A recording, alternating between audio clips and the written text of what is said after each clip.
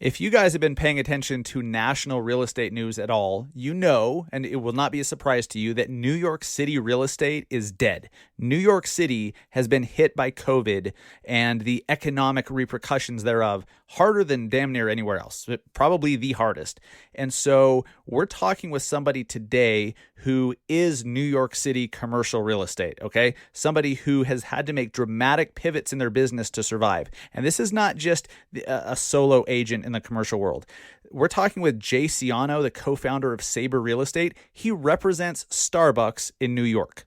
He is one of the reasons, I would venture to say, we may not know about Chipotle if it wasn't for Jayson Siano. We may not know about Orange Theory if it wasn't for Jayson Siano. So this is an amazing episode with a very, very high-level real estate agent and commercial real estate broker. And we're going to talk about the pivots that he's had to make, and we'll talk specifically about New York. What does New York look like right now? Is New York dead? Is it coming back? When will it come back? Very interesting episode today. I think you'll like it. So pivoting, if you guys have had to make pivots or you know you need to make another pivot, this is going to be the episode for you. The Massive Agent Podcast, with lead generation tips and strategies to get you more leads and sell more homes. I love to buy houses. I like to sell houses. It takes brass balls to sell real estate. Wait a minute. The leads are weak. You're weak. I've had better. Oh, have I got your attention now? Here's your host, Dustin Brohm. What is up, everybody? Welcome to episode 143 of the Massive Agent Podcast. This is Dustin Brohm, your host. We have a doozy of an episode today. This one's a little longer than normal. I mean, we usually try to keep it 45 minutes, maybe an hour. This one went a little longer, but I think you will enjoy the shit out of it. And just giving you a heads up, like, be patient with this one. It takes a little bit of time to develop. And at full transparency, as we were recording, Jason, our guest, Jayson Siano, he was laying the table about, like, you know, where he was in his career, like how he got to where he's at now. How did he get to representing Starbucks in New York? How did he get to help Chipotle expand into the company they are today? How did he help take Orange Theory Fitness from one location to this massive fitness company they are today? Like, he did that. Like, he helped do that. So how did he do that? He really takes time to develop the story, to give you a good background and foundation. So be patient with it. When we were recording, I was like, I wonder if I should cut some of this out because I want to get to the COVID pivoting faster. But then afterwards, I'm like, wait a minute. You really understand the pivots that were made and specifically what he did and why. You only understand those when you know the background story. So just a heads up, it's a little longer. If you need to listen to this over a couple different listening sessions, that's totally fine, but this is well worth it. We're bringing on Jayson Siano, co-founder of Sabre Real Estate. Sorry, the founder of Sabre Real Estate, a very reputable commercial brokerage in the New York, New Jersey area. Guys, he represents Starbucks exclusively in New York. Okay, like that's kind of a big deal. We're like Manhattan, New York. He represents Starbucks. Whenever there's a new Starbucks that opens in New York City, Jayson Siano is the guy that makes that happen. Crazy. Okay, so he knows a thing or two. He helped Chipotle expand. He works exclusively with Solid Core, Orange Theory, and he's really diversified his business. So you're going to hear how COVID has hit them pretty damn hard, but how, because he diversified in certain ways, which he goes into in a very detailed way, which is awesome. You're going to hear how when one thing gets hit hard, another area of his business actually thrives. So guys, agents, I have a bug up my ass about this, and you know it. If the only income you have is commission income, and you have to keep closing deals one at a time to get paid, it's dangerous. It's dangerous, guys. It's so dangerous. There's so many other ways you can earn income in the real estate business while still selling homes. There's so many different ways. You just have to put a few things into the work. So hopefully this conversation will give you some ideas on how to do that. There's no one way. There's so many different things you can do to diversify where your income comes from as a realtor. So you just need to do them. And hopefully COVID has been the swift kick in the ass that you need to realize, maybe I should actually do that too. Maybe it's not so sustainable and safe and secure for me to just, rely on closing after closing after closing into perpetuity. Like, sure, you can make a great living that way. I'm not arguing that. Of course you can make a great living relying solely on commission. But what happens if the commission stops, or if it slows down dramatically, if it's outside of your control, right? You see where this is going. So pay attention, let this one develop, really listen to the background story of Jayson. It's incredible. He is one of the he's one of the most successful real estate people that I've ever met, and he does it at a very high level. But as you'll see, he's cool as shit. He's an open book, and he'll lay it all out for you. So there's a lot of wisdom in this episode. It's a little longer. That just means there's more wisdom. So before we get started with Jay, welcome to the show. If you are new, my name is Dustin Brohm, your host. I'm a realtor in Salt Lake City, Utah. I am the co-founder of the Industry Syndicate Podcast Network, the first, only, and largest podcast network for the real estate and mortgage industry. You can find out which other shows we have on the network, so you can discover other great podcasts over at industrysyndicate.com.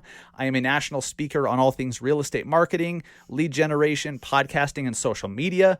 I am the founder of the upcoming Massive Agent Daily, something that I've teased in the past, and I'm just going to leave it at that. We'll tell you more about that next week. Massive Agent Daily is coming soon.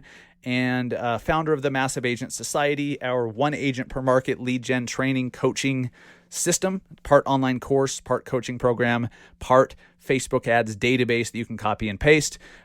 My team gets that for free. Anyone on my team, or anyone that they bring to the team, or anyone they bring to the team, or anyone they bring to the team, all the way down the line, they all get free access. So if you are looking at linking arms and partnering with me and my team, let's chat. All you have to do is reach out. So hit me up at Massive Agent on Instagram or Facebook. And if you'd like, email dustin@massiveagent.com. Try not to, because my inbox is a black hole that many emails don't survive. And if you've emailed me before and didn't get a response for 2 weeks, you know exactly what I'm talking about. It is what it is, guys. It's a weak spot. It's a email response is not my strongest. That's not my strength, okay? Anyhow, let's get into it with Jayson Siano, founder of Sabre Real Estate. This is one of my favorite episodes, just because of how much has changed in 6 months, and we get to hear from somebody on the ground who's made dramatic changes to their business. They've made cuts, they've made pivots. He talks about how, why, what, all of that stuff. He talks about the future, what to expect, what he thinks is going to happen. We talk about New York. Why am I having such a hard time saying New York? New York City specifically. We talk about that and all the craziness that is New York City real estate right now. So you're going to learn a lot. Let's get into it with Jay Siano from Sabre Real Estate in New York. All right, guys, I'm here with Jayson Siano. Welcome to the Massive Agent Podcast, my friend. How's it going? It's going well, my friend. Good to reconnect here. Absolutely. Yeah, as we were talking before recording, a lot's changed since the last time I saw you in Manhattan. Understatement of the century, right? Seriously, which is what we're going to be talking about today. I follow you on Instagram, and I've seen some of the adjustments that you've had to make in your business since COVID hit, and I can only imagine. So I think this is so important for residential agents, especially to think about, because 9.9 out of 10 agents, they're just killing it right now. It's just like hand over fist. Like they have more business than they can handle. Even those that are new to the business, like they're able to get success fairly quickly. And I don't think that that's normal. And it's not a positive thing to get used to that, or to think that it's always going to be that way. So this episode will be a great wake up call. And, I want to hear about New York City real estate, because it just looks like an absolute bloodbath over there. I want to hear what's happened to your business, to your brokerage, all that stuff. But you've done some big shit in the commercial world. So Jayson and I got connected through Chelsea Pites, I believe, at Agent 2021. Yep, that's exactly right. Yep. And I assume you guys met through Instagram. We did. Yep. It's crazy. Social media bringing people together. And, we've stayed in touch. We've met in New York City a few times when I've been in town. And I've been impressed with your resume, to say the least. You represent Starbucks, and you have for like 17 years. You brought Chipotle to New York, and you represent and have helped some of the biggest brands out there, especially in the fitness space. Why don't you take, a minute or so and just let people know who you are, what you do for a living, and then let's jump into pivoting in whether it's COVID or whatever. You've made some major pivots, and I want to talk about that. Yeah, absolutely. Well, first off, thank you. I appreciate, obviously, the opportunity to connect again and jump off on a podcast together, because it's always good to hang out, and we're very like-minded. So, Sure. So I started in commercial real estate in 2001, and I gravitated to the retail segment of commercial because I was a DJ in a past life. Always was interested in restaurants and nightclubs. Also, fashion, music, all things that kind of point towards the retail side of the real estate industry. So my first opportunity in the business was pitching the Starbucks account. I was brought along as an associate, basically, on the pitch. The senior level broker completely fumbled the ball mid-meeting with very high level Starbucks people. And I picked up the ball and just did what I can, talking about the company that I work for, not about myself, because I had no track record. And long story short, they gave me an opportunity, and it was an opportunity that I would not fail at. So that's kind of how I got started. From you there, started with Starbucks? I had a couple of folks that I was working with that were just like local mom and pops. Got it. Okay. To that, I would say Starbucks was about, I was in the business for probably a year and a half to 2 years before that opportunity was presented to me. Got it. Okay. So so it's important. Still pretty new.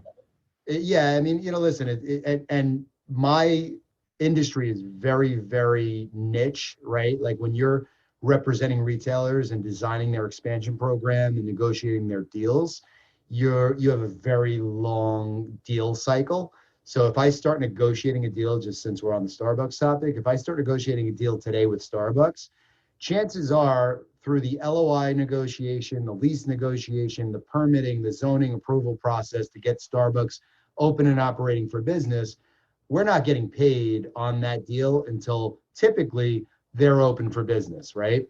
That's anywhere from 18 to 24 months in most circumstances. So not the 30 days that agents are used to. Not even close. So there's a lot fewer folks that gravitate as a result of that to our specific niche in the commercial space, right? Very different than office, very different than industrial. Mixed use obviously is a combination of all of the above. But not to belabor the story, from there, I went to college in Arizona, so I'm visiting friends 2003-4 in LA, and I'm working at a Kinko's because I had stuff to print out and whatnot, and I'm staring at some really interesting storefront across the street on La Cienega. Walk across the street, walk into my first Chipotle, and right the moment I walked in, it was like lightning struck me. I was just blown away by the concept, and from there I just called them religiously, several times a day, just spoke to them, made contact with them, and then eventually wore down the guy in charge of real estate for New York, presented a full strategy and plan for my market to him, and when they were ready to come, I was fortunate enough to be able to get involved and work directly with Steve Ells, the founder of Chipotle, and those are my two biggest, feathers in my cap at the beginning of my career that have eventually, kind of led to where I am today. I assume this, but I'm going to ask because, the commercial world and how you guys get paid is just so different, and there's so many variables to it. I assume getting an account like that with that many, that much growth opportunity is probably fairly lucrative. It is. I mean, if you, it's interesting though, because the deal is changing, right? Based on COVID, right? So there's a lot of factors that we're just starting to obviously come up against with the way that deals are structured. But yes, typically most deals I would say are 10-year deals. We're paid a percentage of the base term, the base rent over the base term. Industry standard in our neck of the woods is about 4 or 5% of the base rent aggregated over, let's say, the 10-year term, right? So yeah, they're lucrative transactions. I would say, on the small side, from about $20,000 as a fee to, let's call it about, on average, I'd say 15,000 to 300,000 on each fee. Nice. Just depending on the location and the size of the lease and all that stuff. Everything that obviously has to do with the rent, right? Right. So square footage being one of the biggest things. A deal in suburban Long Island, where I live, versus Manhattan, right, is substantially different, because an average rent in the burbs is, let's call it 30 to like 65 a foot, depending on where you are. In Manhattan, you're talking about, 100 to 1,000 a foot, right? So if you're doing those larger square foot Manhattan transactions, your fees can easily be 7 figures. Sure. Is Hudson Yards one of the more expensive areas to rent in Manhattan? Today or in February? Pre-COVID. Pre-COVID, it's the type of thing where when you're leasing a big project like that, a unique project like that, you have to give better tenants incentive to come on board, right? Sure. Related companies, one of the biggest, real estate companies in the world, who owns Hudson Yards, has, better relationships with retailers than most folks. So the short story is that they have those existing relationships with almost everybody out there, and they're able to cut creative deals that allow those tenants to take some risk, come in, ramp up their business, and then ultimately start paying them the premium rents that they're looking for. It's, the west side of Manhattan, where Hudson Yards was built, was just basically a railroad, station where they stored cars. The platform was built over that to create the superstructures. And that boggles my mind. Just that fact alone is so crazy. It's unbelievable. And, I urge everybody to watch like a time-lapse video of them building that project that's out there.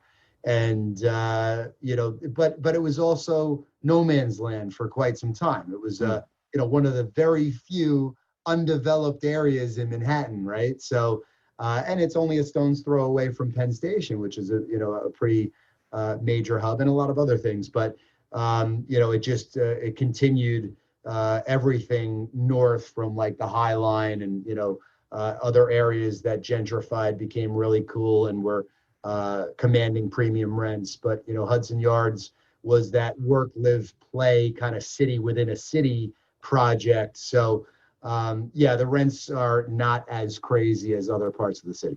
Interesting. It's such a fascinating world that you're in, because there's a million variables that don't exist in single family home sales. Like we're worried about, does the kitchen have granite or not? Or what the size of the backyard? Is it a garage or not? Like all that stuff. What's the HOA? Yeah. It seems pretty simple actually compared to the world that you play in. And that's why I love to kind of download your wisdom and experience. I want to hear about what the last 6 months has looked like for you and your company and your people. Yeah, sure. You want to start at the beginning. Like, when did you first start to see that, oh shit, something's coming? And then what's happened since? Yeah. So let me back up a little to put it in context for the Please. folks that are listening. So, when I started in commercial real estate, I worked for a smaller boutique family office that was really well known in the industry. I had a major opportunity to pitch the Starbucks account, pursued Chipotle, discovered in some ways, where I lived at the time, discovered and then brought Chipotle to my market, designed and executed their expansion strategy. At that point, I kind of started to make a name for myself. The bigger companies were pursuing me. I ended up cutting a deal to go to CBRE to head up their retail services group, one of their retail services group. And I ended up leaving my accounts, the Starbucks and Chipotle accounts, behind because the owner of the company I worked for became a good friend of mine. And I felt like, gave me the opportunity to even, put myself in the position to win those accounts. So I didn't want to burn a bridge, left, went to CBRE. And I also saw, something very important that I've timed really well in my business and my career has been understanding when there's a cycle change, right? Like it's pretty easy to realize that every 10 years, you're going to obviously go through some sort of a cycle. And every year that you get past that 10 years, you're just waiting for the next year to either be a correction. Obviously right now we're dealing with an election year, which is always interesting. So, for me, I saw the writing on the wall with how great everything was going with in the industry, the economy, et cetera, et cetera. So I knew that wasn't going to last forever. So I made the game time decision essentially to move on. And like I said, not burn bridges, because I know that good things don't typically last forever. Created a really good opportunity for myself at CBRE, which afforded me some additional support that I'd never had. I didn't have health insurance. I was a 1099 broker. Just living, deal to deal, basically living off of a draw, essentially borrowing money at a higher interest rate from the company I worked for to have continual income. And that each time that checks would come in, you pay that down. And then when you get ahead of it, you put checks in your pocket. So I had to go to CBRE with no accounts. And, I've always been really good at business development, but to give you a little background on myself, the first phone call that I make is to Massage Envy Corporate. And Massage Envy Corporate gives me the phone number of a gentleman by the name of Jerome Kern. He's an area developer that owns 5 different states across the U.S. And that was my first foray outside of New York Metro, essentially, to having the opportunity to work with somebody who controls more territory than essentially my backyard and what I'm really used to. And that's where I started to become a national advisor for companies. So I ended up working with Massage Envy in 2007. I don't know if you remember this, but Starbucks ends up closing 600 locations. I timed that absolutely perfectly. I remember that very well. Yeah, one of my favorite spots was closed down here in the Salt Lake area.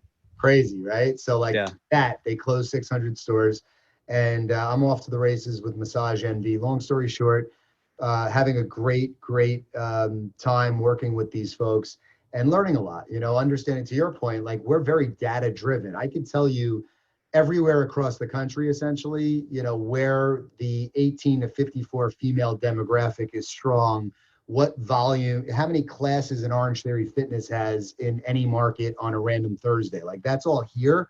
And that's a result of like all the work that I've done over the last 20 years of my career, almost 20 years of my career.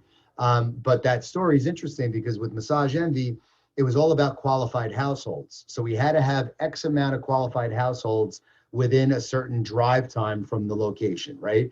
That's how you design a territory for not only corporate locations, but on a franchise basis, it's a little bit different because corporate companies are basically if there's any cannibalization from one location to the next, they're stealing from themselves. When you're cannibalizing a franchise location, it's one franchisee stealing from another one. So it's extremely important. From there, Massage Envy, my contacts and friends ended up stumbling upon a new concept in South Florida where they lived called European Wax Center. So I went down to Florida at their invite and toured the first European Wax Center location in Fort Lauderdale area, and they ended up partnering with the founders and turning that concept into a franchise and growing it, selling licenses very fast across the whole country, which expanded my, horizons now beyond those 5 states with Massage Envy, looking at, the whole country. And then from there, one of the most fun stories that I tell about my career is this same gentleman who I started with Massage Envy, then went to European Wax Center with, his wife. I'm sight touring New York City with his whole family on a Saturday. And his wife keeps telling us about this concept called Ellen's Ultimate Workout in South Florida. And he and I are just laughing at the name. And she's like, no, I'm serious. I keep telling them that you're in the franchise business, so on and so forth. And I forget about it. 8 months later or so, I get a call from Jerome. Hey, Jay, I got something I want you to check out. I head down to Florida and work out at the first Orange Theory Fitness. So another exciting thing in my career was, working with Orange Theory from the onset of the company, which is one of the most successful franchise businesses to date. And then that sparked that fitness thing that you were referring to earlier, where, at this point, I know almost every fitness concept out there, large and small, and, work with a lot of the founders and C-suites of those companies in a lot of ways, not just real estate, by the way. I've become a trusted advisor to founders of companies, and I help them scale their businesses. So I'm involved in a lot of other things as well. But, and I would say to the listeners out there, there is a lot of stuff that we could do together, because if you have a unique concept in general that's in your market, please reach out to me and let me know, because there's money to be made. And we're happy to share in that, right? We're all licensed, and there's no difference between residential and commercial. So Right. I'm happy to pay referral fees. Bring us some good opportunities, good concepts that you think should grow, even in your market and beyond. Okay, that's really interesting. So if somebody's like, hey, there's this really cool spot that just opened, like most people don't have any clue if they're willing to franchise, if they even know what franchising is or understand it. I don't really understand it, not kind of, but not really. Is a lot of what you do is you go and kind of make a presentation and say, here's what it looks like. Here's why this may make sense to you. And you kind of teach them about the whole concept of what you're offering of franchising.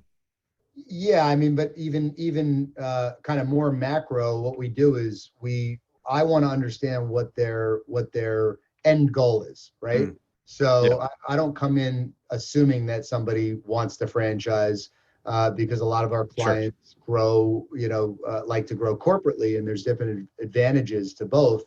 But so basically, it's just an introduction, and I'll, myself or one of my team members will get on a call or a Zoom with the owners of the business, and we're able to help them. A lot of them don't know what they want, and when we have these conversations, they learn a lot from them and from the conversations, and it forces them to think about their 1, 3, 5, 10-year strategy. And the only way to successfully exit your business is to actually understand what your goals are and then reverse engineer them, right? A lot of folks who start up a concept and have something special are not thinking much more about anything other than running that business, and maybe possibly opening one more in another area near them, right? And we help with all of that, right? So it's the biggest thing that I pride myself on is, doing the right thing is always the right thing. I'm not the first person you've heard say that, obviously, Dustin, but you don't want to pull a Jay Shetty and take credit for that one. Yeah, I'm not going to do that at all. So it's funny because the book I'm reading for 75 Hard is Jay Shetty's book. So is it? Yeah. Nice. So it's really like what we do, which is very different than a lot of the other folks that are commercial real estate brokers. We're advisors to business owners, and we're not going to tell them what's in our best interest, so they'll expand and we'll make more deals and as a result make more money. We will truly advise them on what is the best strategy in order to achieve their goals. And by the way, whether it includes us or not, we're happy to give that information to absolutely anybody. And usually it comes back to you, so it's fun. And, working with the Starbucks of the world, the Chipotles of the world, the Orange Theories of the world, always exciting, obviously, but it's even more special when you're working with, smaller mom and pop, emerging concepts that have something special about them, and you can be involved in from, the beginning. It's cool. And that's probably the most similar thing to the residential thing, right? Because, when you're doing corporate rollout strategies, like office real estate was never of interest to me, because it's like the CEO lives in that area and wants X amount of square footage there. Like, you know, so there's no real emotion side to it. And there's no, you can't really see the results of your work, which is probably the coolest thing about what we do. Yeah, you're working with entrepreneurs. Fully. Yeah. Entrepreneurs, you know, very smart business people. You know, I'm so fortunate to be able to, you know, people who are way smarter than me and way more successful than me somehow typically happen upon me, and I'm able to provide service to them. So, Yes. you know, it's really cool to be able to, you know, speak with and work with and become a team member of exciting companies that truly change, you know, the downtowns and neighborhoods and shopping centers all across the country and beyond. I bet that's super cool.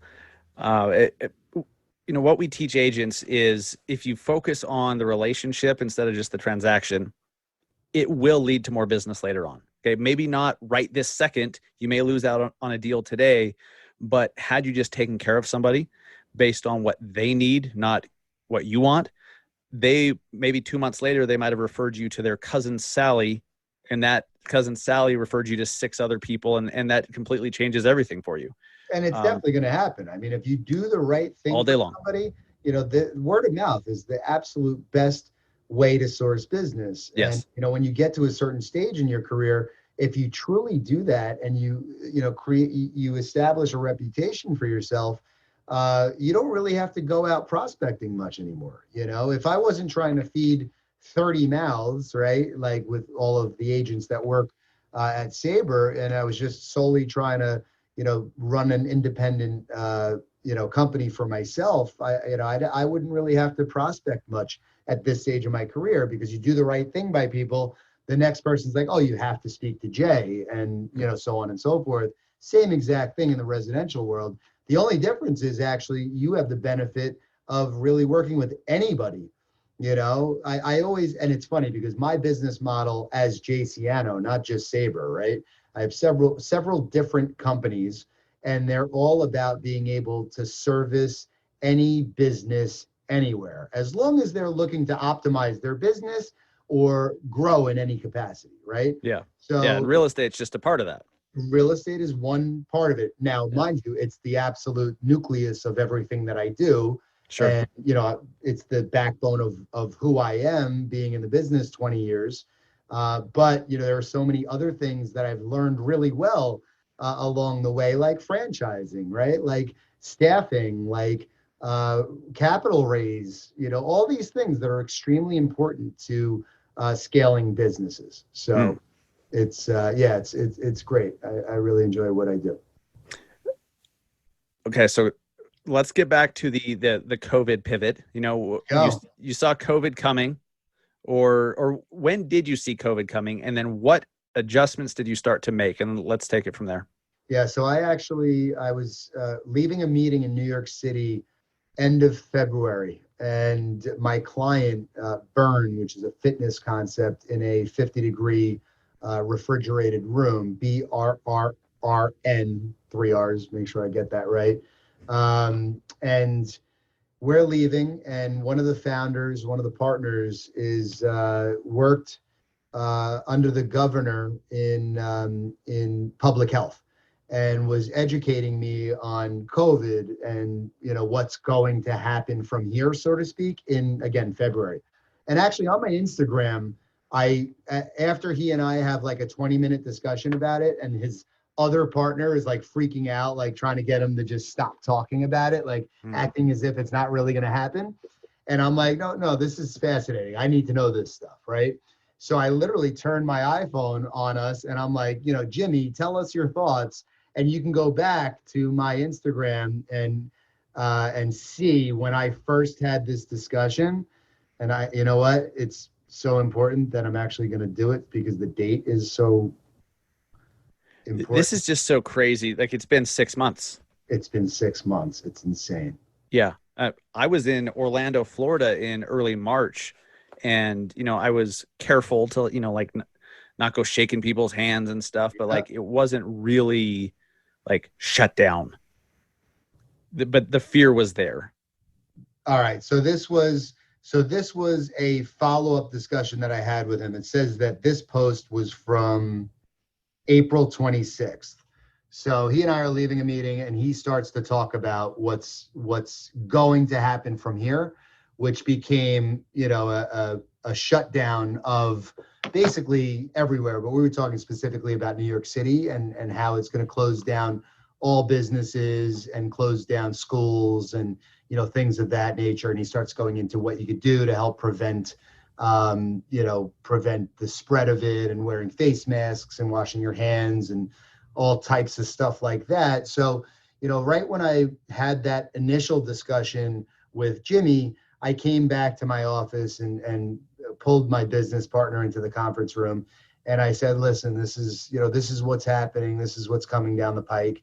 And we need to start preparing for it, because in our business, we have a very, very big overhead. We have access to every single tool and resource and technology that we need to have in order to be the best at what we do. In addition to that, we have a tremendous amount of staff that are operating all of these different, tools and so on and so forth. So if anything's going to shift and shut down, even a fraction of what he was suggesting, I know that we're going to have to trim fat to weather the storm, right? So I went right into action mode, honestly. And he thought if he was on the Zoom with us, he would tell you that he thought I was nuts and that I was an alarmist and all these other things. In addition to that, reducing our overhead and starting to streamline the business, I actually had us set up an additional account for us to invest in businesses along the way, in stocks that I thought would benefit from what was coming down the pike. So that was like the first kind of iteration of the adjustment. And then from there, as you know, it just, everything that you could never prepare for started to happen. So, we ended up having to furlough some folks. We had to just continue like through phases of more or less downsizing, consolidating, reducing overhead, and then, applying for the PPP loans, all of that stuff, and I was in my office every day as if it was never shut down, because I had to stay focused. I think that's when you stand to potentially lose everything that you've been working so hard for 2 decades. You go into this, overtime mode of what can I do to make sure that I'm positioning myself in the best position to not win, right, but to keep my head above water, right? That's more what it was about. But I started to also think long term about how to win, right? So what I didn't say so far is that, listen, I got very involved in social media and video 3.5 years ago. I launched my vlog in January of 2017.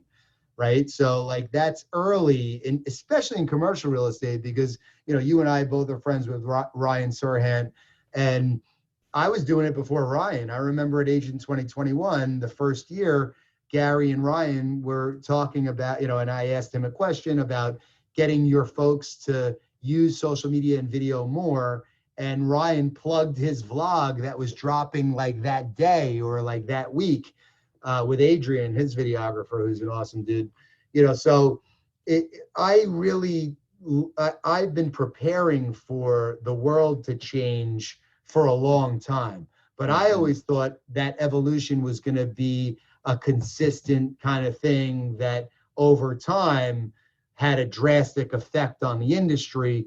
But the same way that I timed transitioning companies in 2007, and saw that, the writing was on the wall with these companies that have been expanding so aggressively, so well, like Starbucks. Then in 2019, I literally dubbed 2019 Lean and Mean in 19 with my entire company, because I sensed something happening. And that's when I pivoted my vlog to future proof, right? So my vlog prior to that was Real Sabre, which was just the introduction of Sabre to the world, or anybody who wanted to see what we're about and who we are, follow us more like a reality show. And then it became more specific about how to develop a personal brand in business and how to future-proof yourself. So in the event these things continue to happen and the evolution, continues to change the way we all do business, that one day if the lights go out, you still can capture people's attention, which is exactly what happened to me when everybody was forced to work from home. I was one of the only folks that were still creating content at scale and had my lights on. So I was super prepared for a disruption. Okay, so what are some of the things that you guys, I know you furloughed some people, you had to reduce your expenses, of course, but I assume you had some deals fall apart that were in the works. Like, what did that look like? Like, how hard hit were you? And what's happened since then? Yeah, so, of course we had deals fall out, anything. We basically hit the pause button for several months, really, May, June, July, especially in New York Metro. Everything was shut down almost entirely. As Such a bizarre concept, man. A very bizarre concept. And I actually, in June, after working straight through May, again, being in my office every day, filming 1 or 2 episodes of a little show that I created called At Home with Our Homies, where I would just get anybody, my clients, friends, interesting people, and I would, have them jump on for 10 minutes from their house and ask them rapid fire questions and then have them tour me through their refrigerator, fun little show that kept people just kind of happy in such a crazy time. Right. So, always trying to do stuff like that to stay stay relevant and stay out there. But, from there, I decided to hop in the car with my family in the beginning of June, and we relocated to South Florida for the month of June. And I was working remotely from there. And I learned a lot by doing that, by the way, and driving, down the coast at that time. But, I just realized that, fortunately, a lot of the deals actually didn't just completely die. They just were paused as long as, the government put a pause on everything. You couldn't, if you had a signed lease and you needed to commence construction, you couldn't do that. If you needed to go through the permitting process, you couldn't do that, so everybody was on hold basically. So, that drove me nuts initially. And then at a certain point, I started to realize, because I am a workaholic and I can't shut my brain off. So, that it drove me nuts initially, but I got to the point where I was like, you know what, let me focus on the future now. Let me think about 3, 6, 9, 12, 18 months from now. And I started to do that. And then from there, I focused on 5 years from now, right? And I started to realize how fortunate we are at Sabre to have the benefit of 3.5 years of social media heavy, right? And growing my company on a national basis, right? So the amount of time that I spent in the last 2.5 years jumping on a plane every other week and touring every market, I can't do that anymore, right? So if I didn't build that service, if I didn't build that line of business pre-COVID, I don't know where I'd be right now, to be honest, Dustin. When New York shut down and it's such a big part of our business, I can't afford, a shutdown. So fortunately, we had done the rest of our business as the hotspots started to change throughout the US. Certain markets were less affected and we were still transacting, right? So fortunately for me, the preparation for the disruption and the overall business model that I decided to adopt and pivot into years ago really saved us at the depth of the closures in New York. See, this went in a direction that I wasn't anticipating, but I love it. You made certain decisions years ago, some of them recently, some of them many years ago, like diversifying the markets you work in. Like if you were just in Manhattan, Yeah. I mean, I'm sure you have a lot of friends that are just dead in the water, out of business. Listen, it's very sad because, first off, I am not at all suggesting that I'm immune to any of this. Right. All I'm saying is that I live in such fear of going out of business every day. And I always have since I've been in business, whether I owned the company or whether I was an agent, an associate on a team. I've always lived in fear of going out of business and somebody having the ability to take everything away from me, right? I live in fear of that every day. So that's why I ended up creating what I've created, why I've diversified the way that I've diversified, not only at Sabre and the core business of real estate, but let's just say Sabre went away. I have other things that I'm working on that, make sure I'm not completely out of business and can't pay my mortgage, right? So I think you have to be diversified. You have to think about, just it's very sad that, I just got an update, a news article today in a publication that's, a very big publication in commercial real estate called The Real Deal.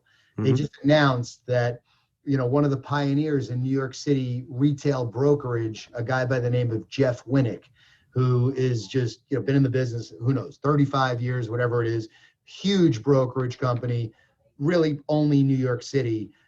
And he just announced that he's filing, going bankrupt and is in all types of debt and everything else. And it just makes you realize that everything that you knew that was normal pre-COVID is no longer normal. You can't, and again, regardless of how much I planned for a disruption, again, I'm not safe. Like, I'm at the mercy of all of my clients. I'm at the mercy of my agents. I'm at the mercy of so many factors that I don't truly control. And, what's interesting is, the residential market's on fire. You pointed to that earlier. For now it is. Yeah. But our business is in jeopardy, Yeah.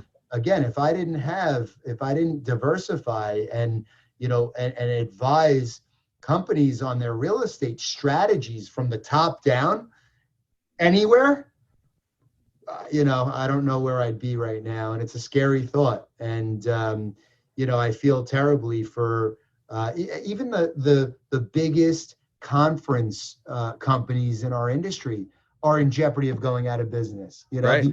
The ICSC, which stands for the International Council of Shopping Centers, The Real Deal just announced that they're like basically out of business. That is literally the backbone of the industry is the ICSC, as long as I'm in the business, and way longer than I'm in the business, right? Do they do their big thing in Vegas? The big thing in Vegas, since that didn't happen in May, and now the second largest conference in New York in December is happening virtually. I mean, they make all of their money, generate all their revenue. They've had to lay off, I think, like 90% of the staff, something like, don't hold me to it, but almost everybody. And, I don't see the biggest thing about that is those conferences are not necessary today in the same format that they were pre-COVID. They hadn't been necessary maybe for the last decade, but ICSC became such an institution that you felt like if you weren't getting a booth there, you were out of business. I stopped taking a booth, and I've had so many arguments with folks in my industry who are so old school, by the way. I'm like, explain to me why I should have a booth when I can invest that same amount of money on a videographer and producing content all across the world for a fraction of the money I'm going to spend on a booth. Convince me why. And guess what, Dustin? I hate to say it. The people that were trying to convince me why are the ones that are going out of business. Well, the shocker, real shocker there. Yeah, it's sad to see, but at the same time, like when you make certain decisions or don't make certain decisions or avoid them, there's consequences, Correct. Right? So I've had a bug up my ass the last few months about, well, even before COVID, about teaching agents to diversify where their income comes from, have multiple revenue streams. Like I chose the brokerage I'm with, thank God. Like my income has gone through the roof since COVID because it diversifies where my income comes from. Agents, anyone that if all they do is transactions in one city, in one market, I mean, what happens if something happens to that market? If a natural disaster comes in, I mean, and who the hell would have predicted a pandemic and certain areas would shut down every business? Like that's so ridiculous that if you said that a year ago, you'd be laughed out of the room. Yep. Especially New York City. And look what's happened. Like New York City is still shut down. Let's talk about New York. Let's talk about that because, that's a great segue because, New York City is most people and most folks in my industry and the residential side, most folks, how about this? Let's make it more general. Folks who practice real estate in Manhattan proper, for the most part, only do business in Manhattan. They refuse to actually cross bridges and tunnels and frown upon it to the point that they're way better than people who either live on the other side of those bridges and tunnels or focus on those markets, right? Because they're not as cool, the rents are not as high, right? So I've met these suit-wearing douchebags. There's a bunch of them in the residential side of the industry that I'm sure their marketing is like having cocktail parties in a penthouse. Like that's it. Exactly. And they look down on outside of Manhattan. Well, completely. So, and when building Sabre, I was so mindful of how I would build it. And, listen, I have a lot of friends that are brokers in New York City that I respect and admire that are really good at what they do. There are a lot of douchebags that I will not say the same about. And there's everything in between, right? Manhattan's a big market. And that's in any industry and that's in any area, right? But Manhattan just happens to, churn out more douchebags than most areas because everybody's too cool for school. They have a higher quota for sure, and they meet it. Exactly.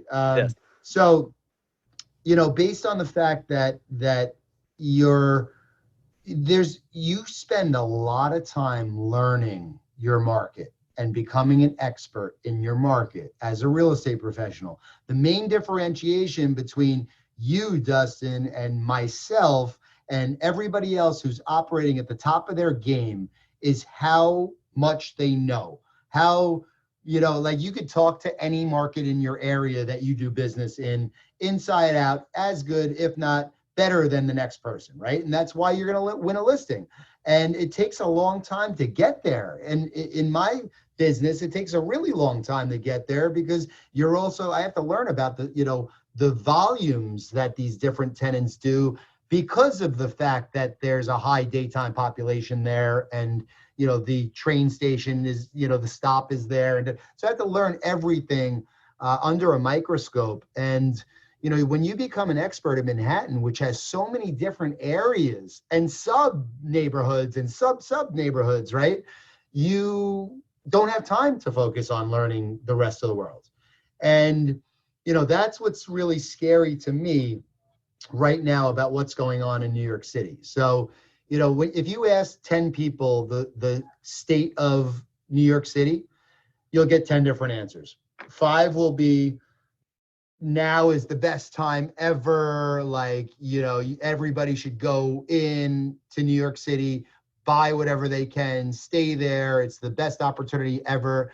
And then another 5 will tell you, I already left. I left 3 months ago because I couldn't stand walking past a homeless person peeing on my stairs when I was bringing my kids to school, right?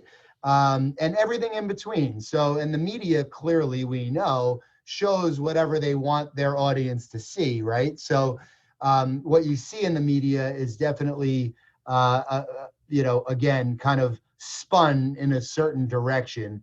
And a lot of that, we're not getting political here, but a lot of that has to do with the election, right? For sure. So what I will tell you is the majority of the people that I know that live in Manhattan are, first off, they are affluent, right?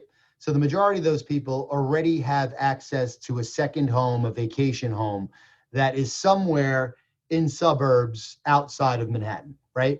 The bulk of those people left at the beginning of coronavirus and went to their homes in the Hamptons, in Connecticut, in Westchester, wherever those homes are. So they have escaped the bulk of what's been going on since and have had no reason to go back, okay? So I will tell you that New York City is dead. There are no people in New York City, okay? So businesses can't survive when there's no people. It's just not possible. Now, think about this from my perspective.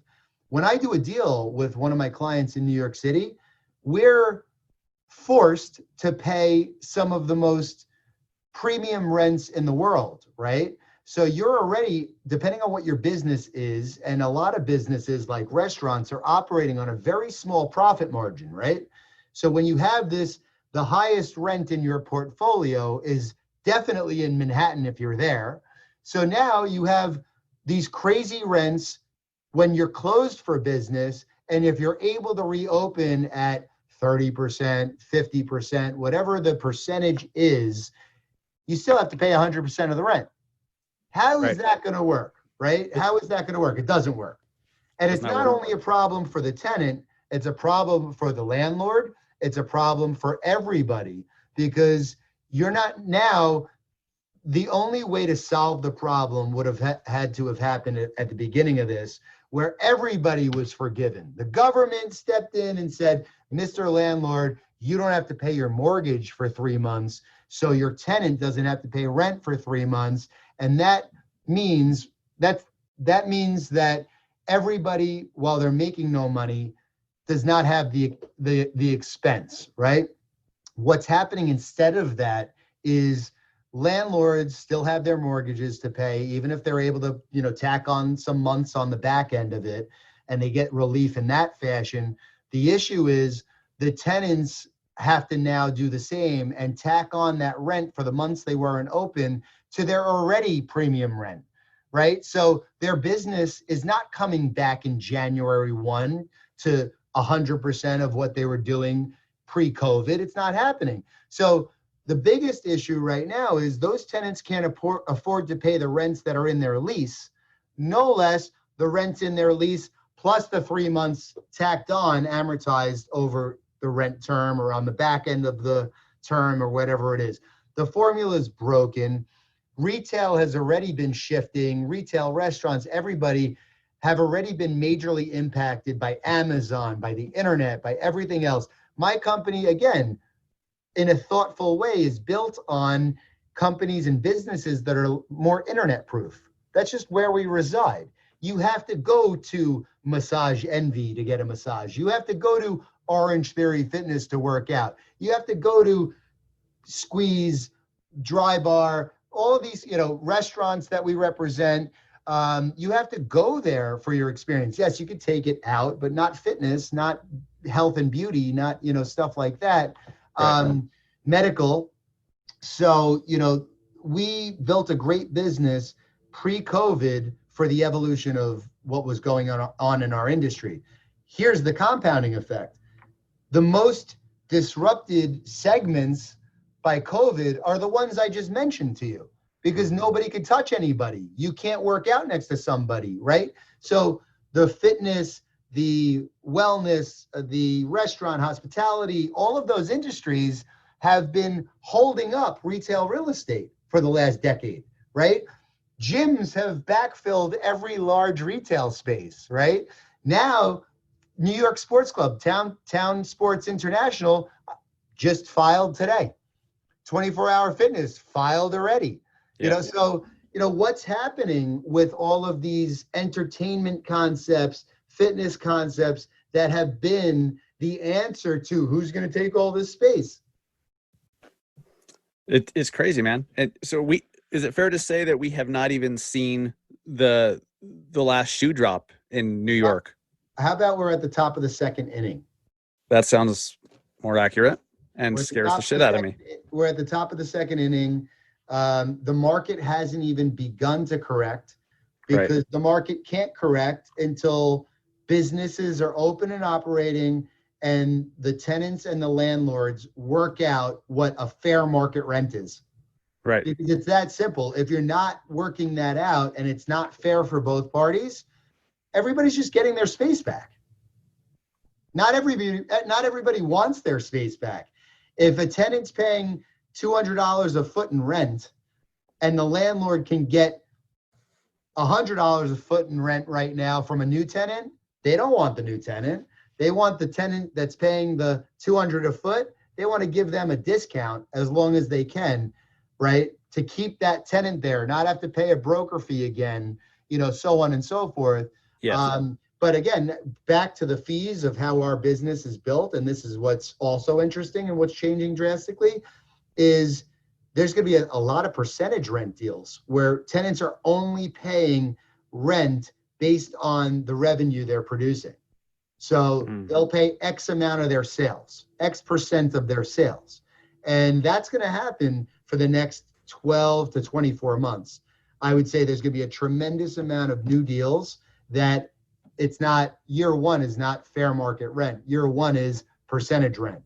How do we get paid on percentage rent as a real estate broker? We don't know yet, so we have ideas, and we're having those conversations, but this affects everybody. And even more so, I'm sorry, I'm talking a lot, but it's so interesting to talk about. This is a major reset. When people started talking about COVID and, when things are going to start to normalize, depending on who I spoke to and how they framed this whole thing going on in their minds, told me how much a chance they have of surviving in it and thriving on the other side of it. Anybody who was talking about the normalization, like, oh, we should be back to normal in 21, I'm like, oh man, you're in trouble. Yeah. That's wishful thinking. And it's so, like, I love New York City so much. And one of the reasons why was so many people and so many, there's so many restaurants that have to support those people and just so much to do. And like hearing that it's just a ghost town. Like I've seen some people visit Times Square and there were like 10 people there. Yeah. Instead of 10,000. The last video that we did, Brittany, my videographer, and I, that we did in person in New York City was on St. Patrick's Day, March 17th, right? So we went in, we filmed. Yeah, you know what? The post on Instagram is definitely not from April because it was way before that. The post on Instagram that I was referring to was definitely in February. But so on March 17th, her and I went in, man, and I would just jump out of the car and we'd record a segment. Obviously, Times Square is one of them. And you could see in March, what it looked like.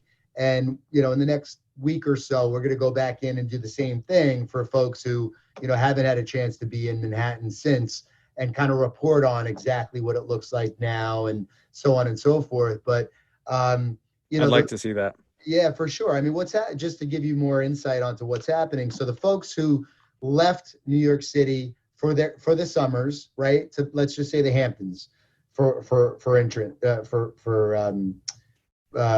it's an easy example, right? So a lot of the people who own homes in the Hamptons that live in New York City primarily and just summer in their homes in the Hamptons are still living in their homes in the Hamptons. Their kids are working remotely. There has been such a major influx of people renting, obviously, just to escape. Those people are trying to rent as long as possible and have no interest in leaving the homes that they rented. They're enrolling their children in the schools in the Hamptons. Certain school districts are allowing that to happen. And as you know, you can still work remotely. In a lot of cases, kids can, school remotely. So that's going on. So some of my friends have gone back. Families are staying behind, the husband's going into Manhattan and during the week and then heading out Thursday morning for the weekend to be with the family, things of that nature. But the season that typically ends Labor Day in these more seasonal areas where these vacation homes are, have been extended throughout the year. Restaurants who open up pop-ups for the season are staying. Retailers are staying. The people are not coming back to Manhattan. Are you optimistic about the future of Manhattan in the next few years? Do you think there's going to be somewhat of a depression in the area? And I don't mean depression like bread lines, but like, I just don't understand how all these businesses that support the people in Manhattan, how they are even surviving today. Because last I heard from de Blasio, he's like, well, I have no idea when we'll reopen. It's like whenever COVID's over. Well, when the hell is that? Like, what does that look like? Exactly. 0 cases, or what? Like, he has no freaking clue. It's terrible. I mean, I will tell you that the short-term, effect of this is catastrophic. The biggest thing that I don't understand how is going to play out is, look, for the most part, the ground floor of these buildings are retail, right? Yeah. I'm focused primarily on the ground floor of these buildings. In some cases, sub-level, in some cases, second floor. But it's really primarily the ground floor. What is everything above the ground floor in these skyscrapers, Dustin? What's above the ground floor? Office. Residential, but primarily office, right?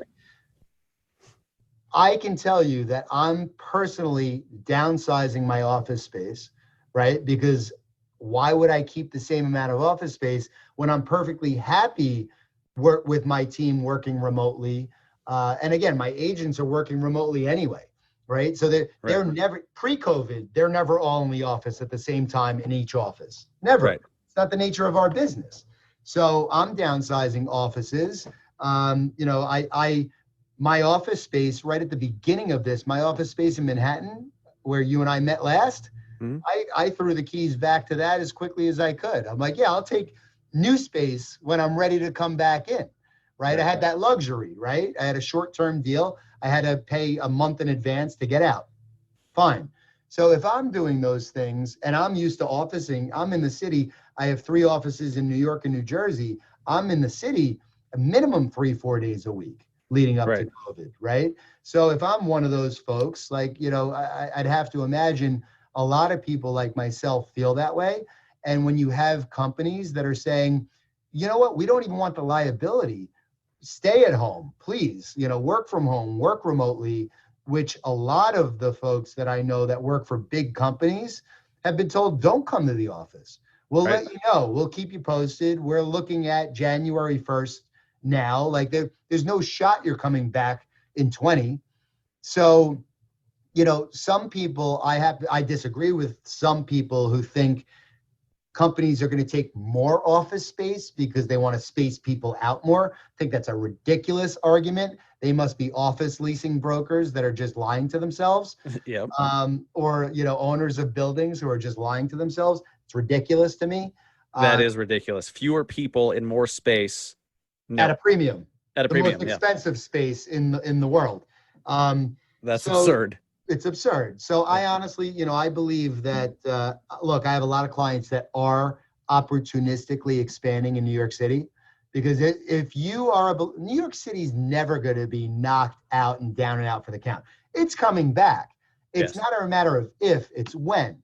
So I would argue it's a 3 to 5 year process, right? And there will be some good stuff to come out of it. Dude, I can barely afford to go get an apartment in the city if I decided to relocate my family there. That's a problem, man. Like, if you have to be like a bazillionaire to afford living in an apartment in the city, maybe it's like time to correct itself. So, so I think as a result of that, there will be a lot of cool things. It'll open up opportunity again to folks who, for the last decade, couldn't even think about affording living in Manhattan, which is awesome.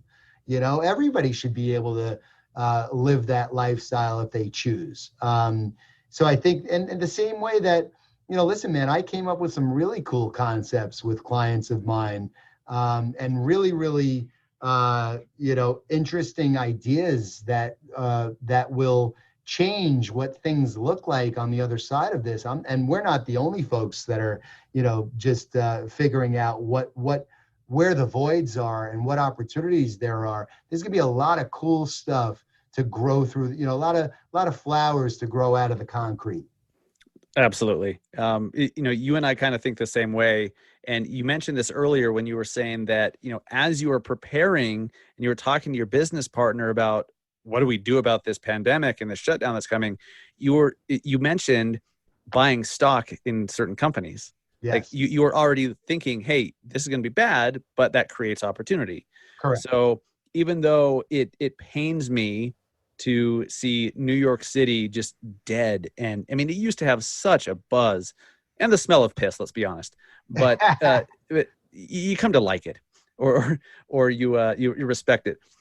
And the fact that that's just gone temporarily is bizarre, but I'm really excited to see how clever people get to deal with these issues, what opportunity that creates, what new companies come from it. That's the cool part is, a forest fire burns the forest down and regrows something even stronger, even thicker. Yeah.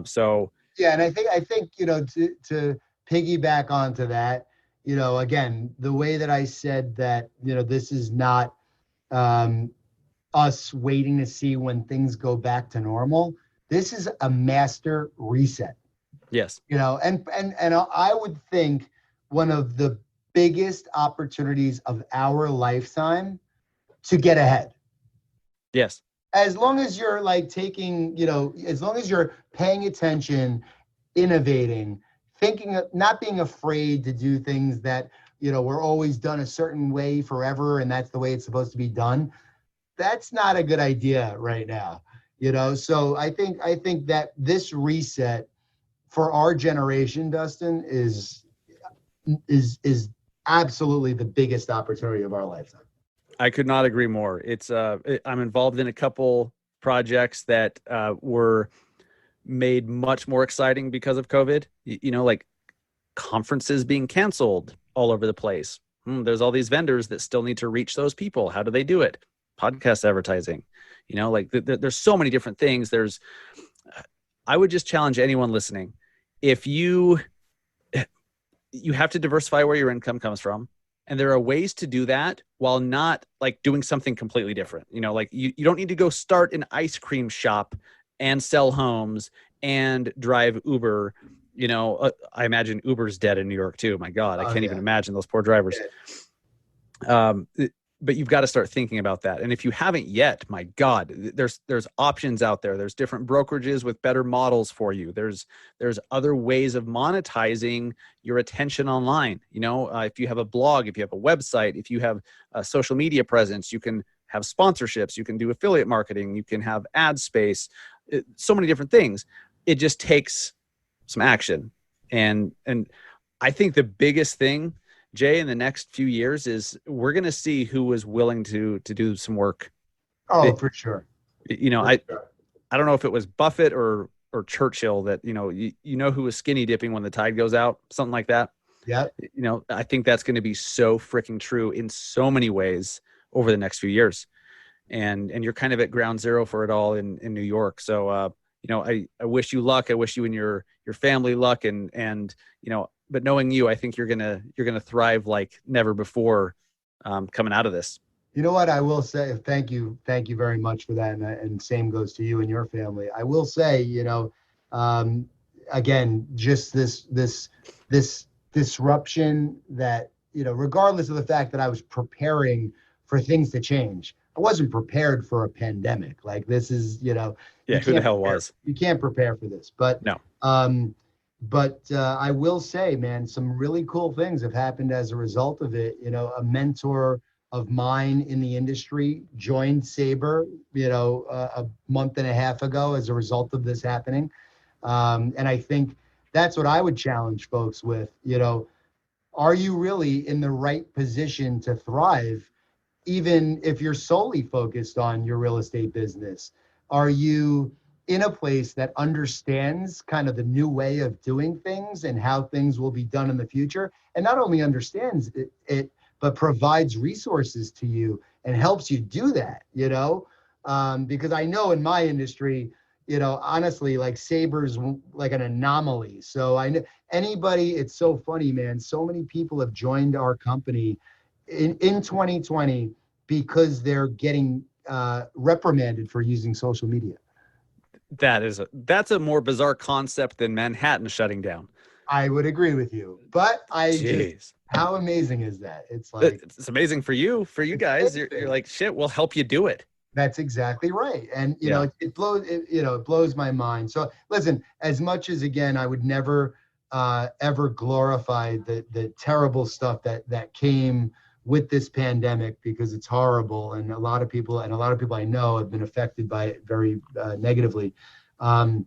But once you have to see the forest through the clouds, the forest through the trees, the silver lining of the clouds, really, and you have to focus on the positive things that will, can and will come out of it. And a lot of that's mindset, man. Like, you have to be able to focus and see the opportunities, but it's all about the execution, man, right? Like you said, at the end of the day, you could talk about all these ideas you have. You could, talk about what you're going to do forever. And if you don't implement them, you're just, not going to rise to the top. Yep. That's putting it lightly. Yes. Yep. You won't be in this business very long. That's for sure. That's even better. Yes. Cool, man.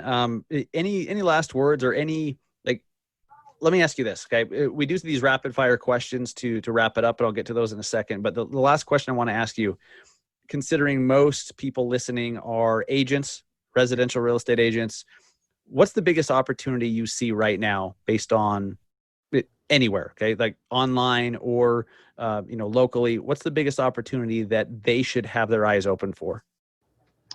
I would say to set up a network of folks that are in allied trades, that you already need to be able to have access to folks that are, whatever it is, appraisers, attorneys, all different types of folks that are touching your real estate transactions already.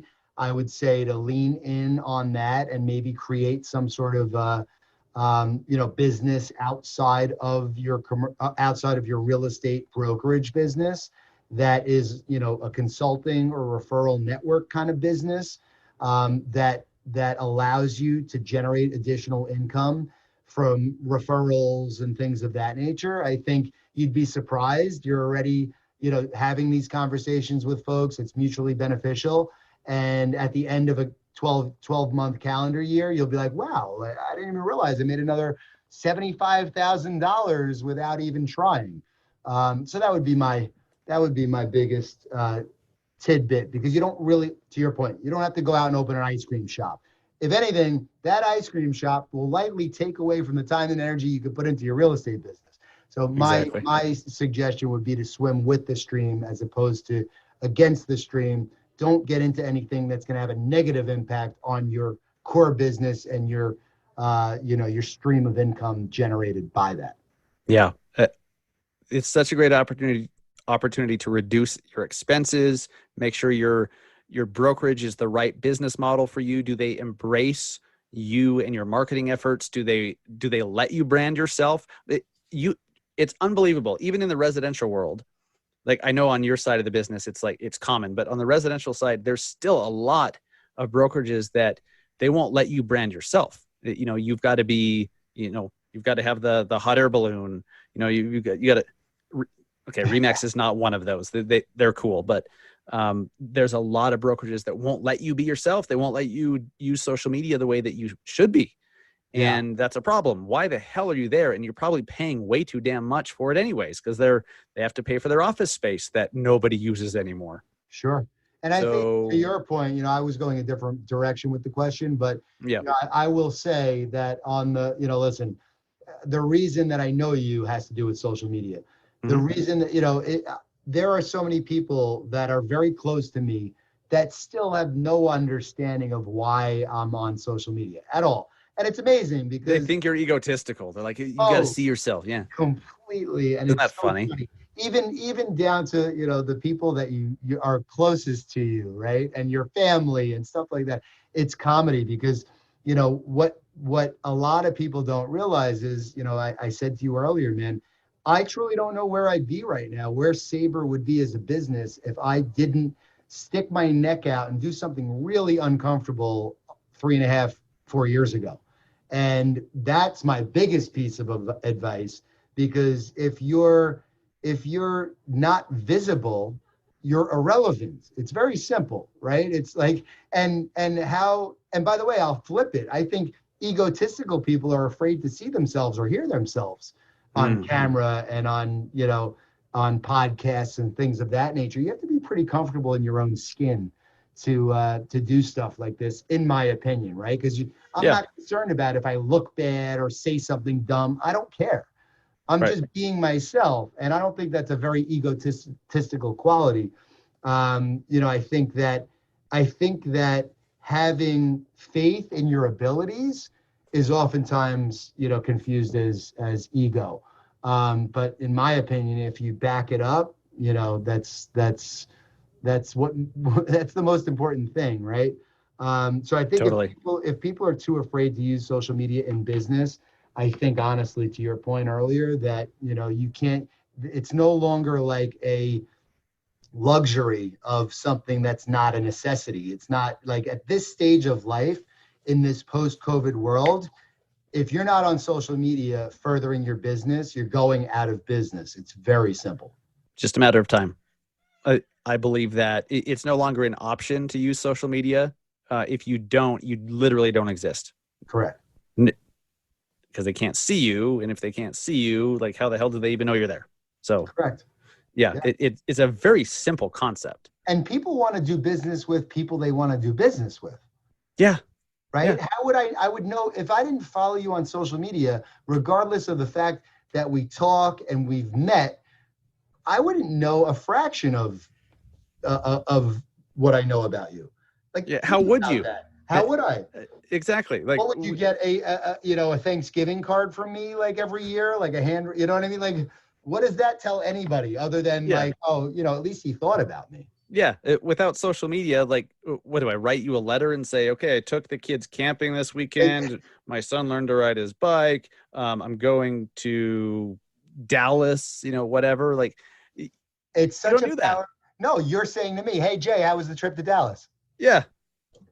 Why would I write you a letter about my trip to Dallas when you saw it in real time? Yeah. I mean, the power of it is, I can't even put it into words. And it's literally, I'm at the point where it's like, I don't want to sound mean, but it's like, if you have to cross-examine me on why I think it's important and the relevance of it, when I could tell you 7 figures worth of deals and business easily, like roll it off, accounts that I've won because I have a presence. Honestly, at this point, it's like, you can't even, like, you're just not that smart of a person, like, that's how at this point, it's like, really, are you that stupid that you don't, like, 3 years ago, like, I had the patience to sit down and tell people, and then I started to educate people through ICSC and speak on panels and things like that. And Gary's point of, you can't sell the unsellable, I'd be sitting in a room, like, I'd fly to Atlanta for the day to sit on a panel, sit in the room, talk about it, be passionate about it. At the end, there'd be like one person raising their hand, like, should I use like Twitter or like Instagram? You're like, that's what this room got out of this whole entire thing. One person wants to raise their hand, and that's the question. All of the above, and that goes for all of you in the entire audience. Yes. I really don't. It's not a lack of intelligence. It sure seems like it, but it's not. It's comfort. It's comfort. Like, they've been able to do business their way, and so they think it's always going to be that way. Yeah, but I think that people who can't, in September of 2020, people who can't understand how it could have a positive impact on your business, lack intelligence. I agree I'm with going out that. there and saying that. Yeah. If you understand it could benefit your business and why, and you're uncomfortable doing it, DM me and I'm going to help you do it. Yes. Because you understand why it's important and you're going to make an extra $100,000 in the next 12 months as a result of that. I'm Yes. happy to help. But the people who maybe they're just lying because they're actually don't want to use it and they like pretend not to realize what. Maybe that's it. I don't For know. some of them, For but some of them, I think it's like, let me just keep telling myself it's not important because I really don't feel like doing it and I'm scared shitless. yeah, I'm sure that that's more common than we think. But you're right. There's people out there that are like, well, why would the people who don't understand why? Yeah, there's a certain lack of intelligence around the topic. That's for damn sure. Yeah. Yeah. And that's Idiots. no disrespect to the folks who still in 2020 post-COVID don't understand why social media is important. No disrespect. You're an idiot. No, some disrespect. I think it's warranted. But whatever. Yeah. That's what makes the world go round. Right. Yeah. They'll learn. They'll learn. I appreciate your time today, man. We've gone a little longer than normal today, but do you have time for some rapid fire questions? Then we'll wrap it up. Awesome. I missed my 2:00 already. Let's rock. Awesome. Either or, just pick one or the other. If you want to elaborate, you can, but you certainly don't need to. And then at the end, we'll let you tell people where they can find you, where they can learn more about you and Sabre and your cool concepts that you're working on. I just love following your shit, man. Like I love seeing new businesses pop up, and I love seeing this new restaurant opening or this new coffee shop or this new whatever. And I learn about a lot of that stuff from watching your Instagram stories, stuff that we don't have in Salt Lake yet, because we're not Manhattan. And we're not Miami, we're not Vegas, so we lag on some of that stuff. So, anyhow, Facebook or Instagram? Instagram. Instagram or LinkedIn? Instagram. Books or podcasts? Both. Oh, pick one. A physical book or a podcast? How about this? It's podcasts up until 75 Hard, where I've been forced to pick up a book again. There you go. And I got really back into it.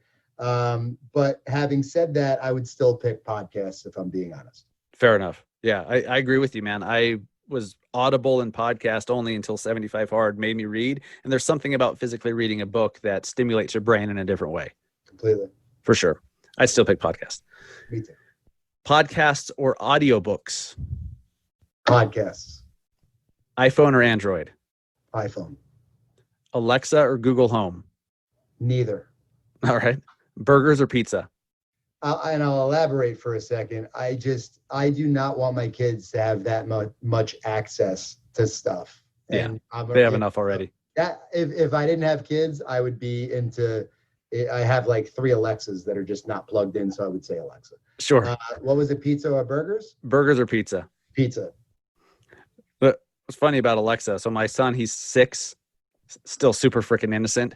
He'll ask Alexa all the time, like, how tall is Mount Everest? Or what was the biggest tsunami in the world? Like really like brainy questions that he's really curious about. And Alexa's, I don't know that shit. So Alexa saves the day sometimes. But he gets a few years older and I'm going to be like, yeah, let's get that out of the room. Exactly. Maybe a dumb question. New York or LA? It's not a dumb question because I absolutely love LA. I miss it. The fact that I was supposed to be there already this year and have not been able to as a result of COVID. LA. Wow. Fair enough. Yeah. NFL or NBA? NFL. NFL or Major League Baseball? NFL. Mountains or beach? Mountains.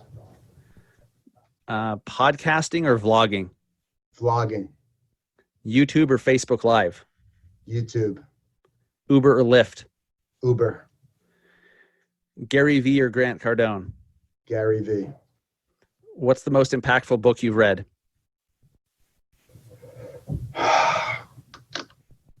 Find Your Why. Simon Sinek? No, that's Start With Why. Start With Why, that's what I meant. Oh, Simon Sinek? Yeah, that's a damn good book. It's the most recent book I finished, and reading it at this point in time has been awesome. I mean, Yes. what a great book to read right now. Great advice. Great advice. Where can people find you? Where can they watch your vlog? Yeah, so the easiest place to find me is on Instagram, Facebook, Jayson Siano with a Y, JaySonSiano, sabre.life, SAB as in boy, RE.life is another good place where everything's listed. And I, again, encourage everybody listening to this to please reach out to me if you have any concepts that you think are remotely interesting. And if anything happens along the way, you will earn passive income as a result of that. So, and by the way, I've never said that to anybody before, but I realized based on your audience, what an amazing network of folks to actually that have their local retail, restaurant, whatever it is that they love, and wouldn't know the first thing about how to help that business scale. Yeah, I think that's a great offering. And I mean, you offer a service that any business needs, so yeah, now you're in the front of my mind every time I go to a new concept. We're like, damn, this place is cool. They should open another one. Like if you've ever thought, oh, they should have another one, you should probably tell Jay about it. That's exactly right. And you know what, in my Instagram, in the bio, you'll see the other businesses that I am a part of.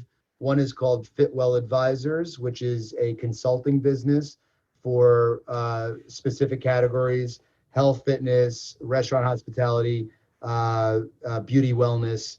And that is all things scaling a business, including franchising. And then Generations Beyond, which is a marketing company that does the bulk of my work, that I sold my Be Creative digital marketing company to at the beginning of the year.